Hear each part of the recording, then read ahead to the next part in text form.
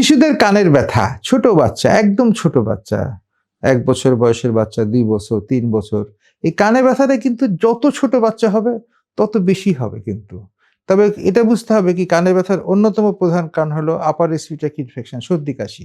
কাজেই সর্দি-কাশি বাচ্চাদের কখন হয়? একটা ৩ মাসের বাচ্চার কিন্তু সর্দি-কাশি হয় না। বাচ্চাদের সর্দি-কাশির প্রবণতা যখন বাড়ে, যখন তার সঙ্গে অন্য বাচ্চারা মেলামেশা শুরু করে, তখন ও বাচ্চাদের কাছ থেকে নিয়ে আসে। যেরকম আপনি স্ক্যান্ডিনেভিয়ান কান্ট্রিতে আ ১.৫ বছর বয়সে বাচ্চারা অন্যদের সঙ্গে মিশে।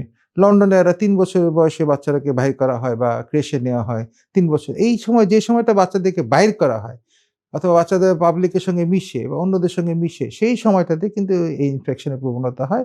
অন্য বাচ্চার কাছ থেকে সর্দি-কাশিটা চলে আসে। সর্দি-কাশি আসার পরে যে টিপিক্যাল সিনারি হলো কি বাচ্চা আ মা সর্দি-কাশি ছিল, রাত্রেবেলা ঘুমাইলো। ঘুমানোর পর দেখা যাচ্ছে প্রচন্ড কানের ব্যথা। কানের ব্যথাতে সে একদম বাচ্চা উথাল-পাথাল করছে। মা-বাপ কিছুই বুঝতে পারছে না কেমন করে কি করা যাবে না করা যাবে।